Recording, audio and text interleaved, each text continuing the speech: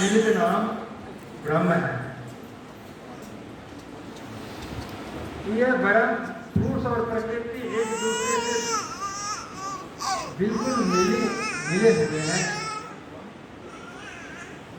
जैसे कागज का पन्ना है, उसका एक पेज प्रकृति को दूसरा पेज पुरुष, उसको अलग अलग नहीं किया जा सकता है। एक्चुअली ये प्रकृति पुरुष की ही कार्यकारिणी शक्ति है। पुरुष की इच्छा से ही जब प्रकृति के पास 3 गुण है, सत्व, रज और तम। प्रकृति के पास 3 गुण है, सत्व, रज और तम।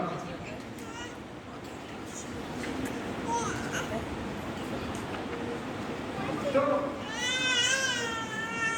पुरुष की इच्छा से ही प्रकृति जब अपने तीनों गुण से पुरुष के ऊपर प्रभाव डालती है तो सृष्टि की धारा निर्गत होती है।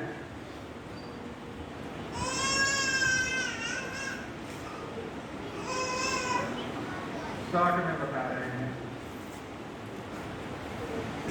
तो जब सृष्टि की धारा आती है तो पहले कॉस्मिक माइंड बनता है। ये तो निर्गुण ब्रह्म था, इसमें कोई गुण नहीं था, इसमें कोई स्पंदन नहीं था। लेकिन जब पुरुष के मन में आया, अरे अकेले कोई कब कितने दिनों तक रह सकता है, लोगों को ब्रह्म के मन में आया। ब्रह्म सोचे, अरे मैं अकेले रह, मैं किसको डांटूं, किसको पिटाई करूं, किसको हंसाऊं, किसके साथ खेलूं, किसके साथ बात करूं। एक आदमी को यदि बंद कमरे में रख दिया जाए, मोबाइल भी ले लिया जाए, तब क्या हाल होगा? कितनी देर तक अकेले रह सकता है वो? किसी न किसी से बात करना चाहेगा, वो किसी से किसी हंसी मजाक करना चाहेगा, बात करना चाहेगा, किसी को डांटना चाहेगा गलती होने पर। आदि बहुत सारी चीजें हैं। तो परमात्मा के मन में एक जब ऐसा हुआ सोचा सृष्टि हो, मैं एक हूँ अनेक हो जाऊँ, एक तो हम बहुत ज्यादा ऐसा भाव लिए और प्रकृति के आदेश से सृजन प्रक्रिया प्रारंभ हो गई। तो प्रकृति उसकी ही अपनी प्रकृति अपने 3 गुणों से पुरुष पर प्रभाव डालने लगी, जिसके परिणाम स्वरूप सृष्टि की धारा निर्गत हो गई, निकल पड़ी। और निकल सृष्टि की धारा निकलने से सबसे पहले कॉस्मिक माइंड, भूमा मन, ब्रह्म का मन तैयार हुआ। और फिर उस पर भी प्रकृति का प्रभाव, उनका प्रभाव चल ही रहा है। तो फिर वह मानसिक ऑब्जेक्ट फिर और क्रूर हो गया, और क्रूर होकर के क्या बना? आकाश तत्व। आकाश तत्व मतलब स्काई नहीं, आकाश तत्व मतलब स्काई नहीं, इथेरियल फैक्टर। इथेरियल फैक्टर और फिर इथेरियल फैक्टर पर भी, आकाश तत्व पर भी जो प्रकृति का प्रभाव चल ही रहा है, समुद्र का प्रभाव चल ही रहा है। तो फिर वह इथेरियल फैक्टर एरियल फैक्टर में कन्वर्ट होने लगा। ये ईथर जो है वायु में कन्वर्ट होने लगा। फिर वायु पर प्रकृति के तमोगुण का प्रभाव पड़ने से फिर ये अग्नि तत्व में परिणत होने लगा। फिर अग्नि तत्व पर प्रकृति के प्रभाव पड़ने से जल तत्व बना। जल तत्व प्रकृति के तमोगुण के प्रभाव से क्षिति तक, सॉलिड फैक्टर, मिट्टी, पृथ्वी बनी। तो ब्रह्म क्या है? विरल है। और फिर जब प्रकृति का प्रभाव पड़ता है तो वो सघन होते जाता है, उसके भीतर का स्पेस कम होते जाता है, मतलब सिकुड़ते जाता है। ब्रह्म का मन बना, निर्गुण ब्रह्म से ब्रह्म का फिर ईथर बना और क्रूड हो गया और हो गया, फिर वह ईथर का विश्वास वायु तत्व बना और हो गया।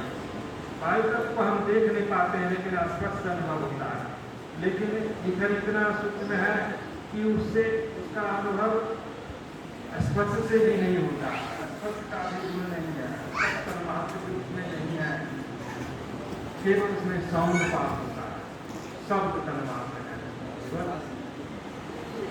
फिर बाद का तक और क्रूर हो गया तो उसमें स्पर्श तन्मात्र भी आ गया, स्पर्श से उसका ज्ञान होने लगा। फिर और उसको क्रूर हो गया तो अग्नि तत्व बना, अब उसमें रूप तन्मात्र भी आ गया, उसको आग को देख नहीं सकते हैं आप। ये क्रूर होते जा रहा है, ये सिकुड़ते जा रहा है, इसका एटॉमिक स्पेस कम होते जा रहा है। तो फिर अब जानते हैं ना पृथ्वी की उत्पत्ति सूर्य से हुई है, अग्नि तत्व से। ये जब पृथ्वी सूर्य के पास से एक सूर्य से भी ज्यादा शक्तिशाली सूर्य या तारा गुजरा तो सूर्य का कुछ भाग खिंचा गया, जानते हैं आप, पढ़े लिखे लोग जानते हैं। और वो तारा तो अपनी गति से आगे बढ़ गया, लेकिन यह सूर्य का टुकड़ा उसके साथ नहीं जा पाया, सूर्य के आकर्षण शक्ति के अंदर ही रह गया और फिर यह कई टुकड़ों में बट गया, 9 टुकड़ों में बट गया, तो वही 9 ग्रह हो गया जो सूर्य के आकर्षण के क्षेत्र में रहा है, सूर्य के चारों तरफ। तो उस समय क्या था, जब निकला था तो आग का गोला था, अग्नि तत्व था वो, फिर धीरे धीरे धीरे ठंडा होते होते होते होते जल तत्व बना, तो पृथ्वी पर केवल जल ही जल था और फिर वह जल प्रकृति के तमोगुण के प्रभाव से धीरे धीरे सॉलिड बना, नीचे बनी पृथ्वी स्थिति तत्व। अब स्थिति तत्व पर भी प्रकृति का प्रभाव चल रहा है, तो अब स्थिति तत्व का मतलब हुआ कि यह इतना सिकुड़ गया कि अब नहीं सिकुड़ सकता, अब इसके अंदर कोई जगह नहीं है, एटॉमिक स्पेस समाप्त हो गया, नहीं है।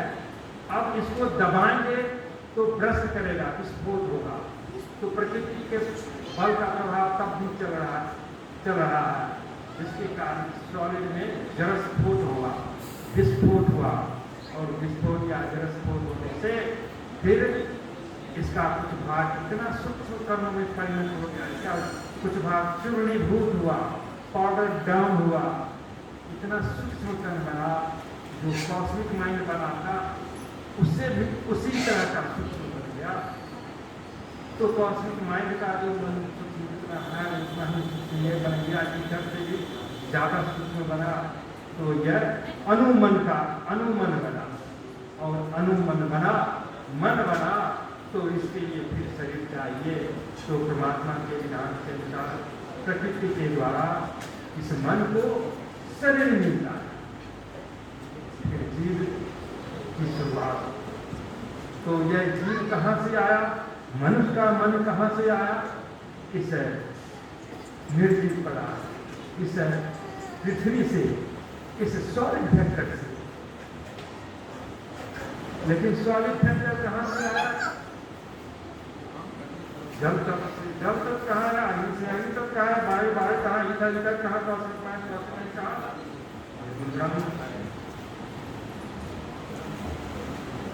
तो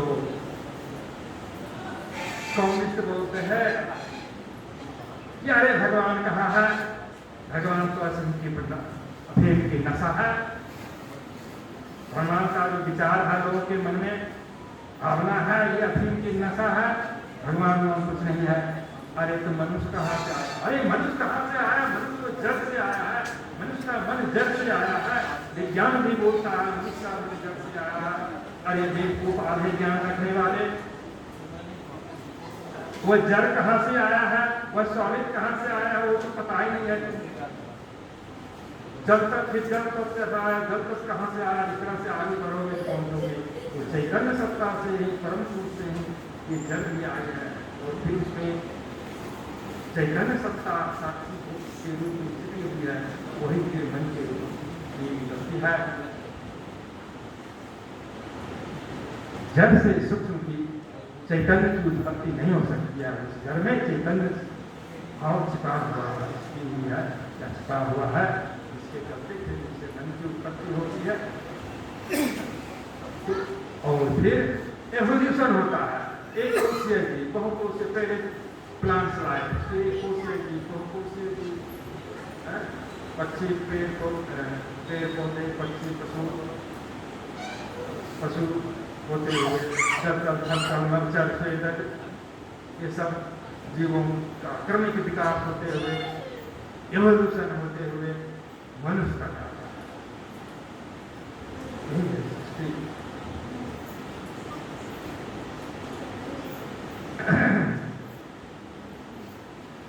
इवोल्यूशन क्या है, इवोल्यूशन कैसे होता है, थोड़ी उसकी चर्चा करते हैं।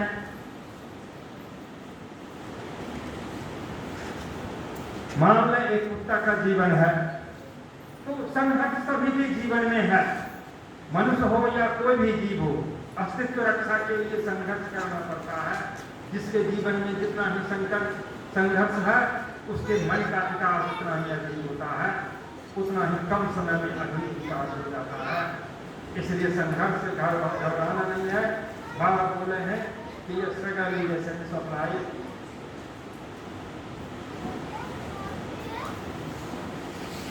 मनुष्य के जीवन के लिए, जीवों के जीवन के लिए संघर्ष जरूरी है। संघर्ष से ही विकास होता है, मानसिक विकास होता है, विकास होता है, सब होता है। तो हाँ, उदाहरण दे रहे थे, एक कुत्ता जन्म लिया, जीव को कुत्ते का शरीर मिला, कुत्ते के रूप में वो जन्म लिया। अब वो जन्म लिया, उसके जीवन में अस्तित्व रक्षा के लिए संघर्ष शुरू हो गया। अब वो सुरक्षित जीवन रक्षा के लिए संघर्ष करने लगा। संघर्ष से उसके मन का विकास होने लगा और शरीर धीरे धीरे पुराना पड़ने लगा। शरीर तो धीरे धीरे पुराना पड़ता है, जर्जर होने लगता है, नष्ट होने लगता है, लेकिन मन का विकास होते जाता है। तो जीवन की परिभाषा क्या है? जीवन की परिभाषा क्या है? जीवन की परिभाषा है फिजिकल एंड मेंटल अस्तित्व का, जो फिजिकल या मेंटल अस्तित्व या तरण का जब पैरेलिज्म मेंटेन होता है, भौतिक मनुष्य जीव के भौतिक तरण और मानसिक तरण के बीच जब तक पैरेलिज्म समानांतरता मेंटेन रहता है, तभी तक जीवन है। जब यह समानांतरता भंग हो जाती है, पैरेलिज्म टूट जाता है, तो जीवन समाप्त, मतलब मृत्यु। जब पैरेलिज्म टूट जाता है, मृत्यु हो जाती है। तो क्या होता है, शरीर तो पुराना होती है, पहले जब जन्म लिया तो दोनों का तरंग आपस में पैरेलल है, जीवन चल रहा है। धीरे धीरे उसमें थोड़ी कमी आती है, तब भी किसी तरह जीवन चलते जाता है। जब बहुत का अंतर हो जाता है, वो धैर्य कर दिया, तो धैर्य नहीं किया, अब पैरेलिज्म नहीं हो पा रहा है, मृत्यु हो जाएगी। मतलब उस शरीर से मन या और आत्मा निकल रहा है। तो प्रकृति को फिर, परमात्मा को फिर प्रकृति के माध्यम से उसको एक नया शरीर देना पड़ेगा, जो उसी के शरीर से विकसित हो, जिसमें इसके मानसिक और उस शरीर का भौतिक तन आपस में पैरेलल हो, वैसा शरीर मिलेगा। मान ले थोड़ी देर के लिए, हमारे पास तो उस लिस्ट नहीं है कि किसके पास कौन सा जीवन विकसित है, लेकिन हम ऐसे ही समझने के लिए यदि मान लें कि कुत्ते से हाथी का जीवन विकसित, शरीर विकसित है, तो उसके बाद उस जीव को हाथी का शरीर मिलेगा। फिर हाथी के शरीर जीवन में संघर्ष होगा, फिर इसी तरह से पैरेलिज्म जब तक मेंटेन रहेगा, जीवित रहेगा, पैरेलिज्म टूट जाएगा, उसको हो जाएगी, फिर उसको हाथी से ही विकसित शरीर मिलेगा। इस तरह से कब विभिन्न जानवरों से होते हुए बंदर, गोरिल्ला, चिंपांजी, मनुष्य, क्रमिक विकास होते होते मनुष्य तक पहुंच गया, जीव को मनुष्य का शरीर मिल गया।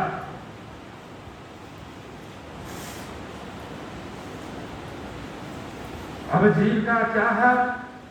अब मनुष्य हो गया, मनुष्य सबसे विकसित प्राणी है।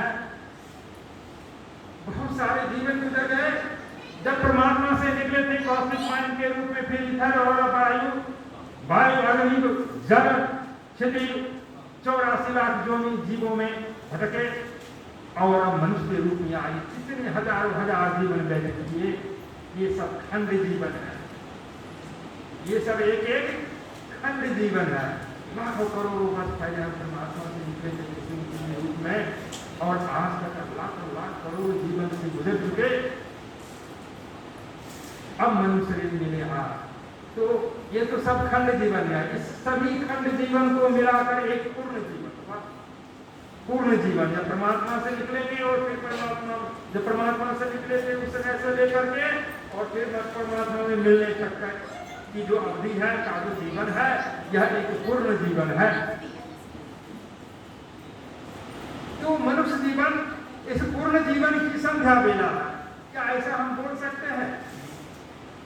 क्या मनुष्य जीवन इस पूर्ण जीवन की संध्या बेला नहीं है? है, जच रहा है। ये पूर्ण जीवन का अंतिम जीवन है। जीवन मैंने सुबह से लगता है शाम हो गई, तो जब मनुष्य दूसरे जीवों में परम पुरुष का भाव नहीं है, दूसरे जीवन में थोड़ा से भी उसमें संतुष्ट है। मनुष्य थोड़ा सा में संतुष्ट नहीं होता है। मनुष्य को चाहिए अनंत। अब जीवन की संध्या बेला में ओरिजिनल घर की याद आ रही है, वो अनंत परमात्मा की याद आ रही है। वहीं से एक दिन निकले थे मनुष्य। जब तक सुबह तैयार होकर खा पी कर नहा धोकर खाना पूजा करके निकल पड़ता है काम के लिए। दिन भर घर की याद आती नहीं, लेकिन जब संध्या होती है घर की याद आने लगती है। गाँव से शहर में काम करने के लिए आ गया, संध्या होने लगी, घर की याद जाने लगे। अरे संध्या हो गई, घर जाना है। घर जाने वाली बस छूट गई थी, सोचते अरे यहाँ कैसे रहेंगे, जो 200 रुपया देकर वो दूसरे चला जाना है घर। जाने की तत्परता, जाने की इच्छा कितनी प्रबल हो जाती है। उसी तरह से मेरे जीवन में भी जिस पूर्ण जीवन की संध्या बेला है, अब परमात्मा की खोज होने लगी, अनंत सुख प्राप्त करने की इच्छा होने लगी। थोड़ी देर से संतुष्ट नहीं हो पाता। अनंत क्या है? परमात्मा ही है। इसलिए परमात्मा की डायरेक्टली या इनको डायरेक्टली किसी को डायरेक्टली याद आने लगी। बहुत लोग डायरेक्ट रूप से परमात्मा को याद कर रहे हैं, बोलते हैं तुम्हारे बगैर मैं नहीं रह सकता, हे प्रभु तुम मिलो, तुमको मैं तुम्हारा दर्शन चाहता हूँ, तुम्हारे बगैर मैं रह नहीं सकता हूँ, हे प्रभु। कुछ लोग क्या करते हैं, उसको सही रास्ता पता नहीं रहता है, उसके लिए चोरी करते हैं, डकैती करते हैं, पापकुमारी करते हैं, मर्डर करते हैं। परमात्मा को नहीं खोज रहा है, उसको पता नहीं है कि वो परमात्मा को खोज रहा है, लेकिन वो अनंत सुख चाह रहा है, थोड़ी से में संतुष्ट नहीं हो रहा है, इसलिए थोड़ा डाका डाल देने की करना चाहता है, तो उसे अपने मन को संतुष्ट करने का प्रयास करें, लेकिन उससे भी मन संतुष्ट नहीं होता है, क्योंकि वो तो अनंत सुख चाह रहा है, ईश्वर को चाह रहा है, परमात्मा को चाह रहा है। तो हमारे जैसे लोगों का काम है ऐसे लोगों को सही रास्ता बता देना कि तुम जो चाह रहे हो किसी की प्राप्ति करना, अनंत सुख की प्राप्ति करना, वो उस रास्ते से नहीं मिलेगा, वो इस रास्ते से मिलेगा। इस रास्ते पर आओ, साधना पूजा करो, भक्ति करो, परमात्मा का चिंतन करो, अच्छा काम करो, इससे तुम्हारा मन संतुष्ट होगा।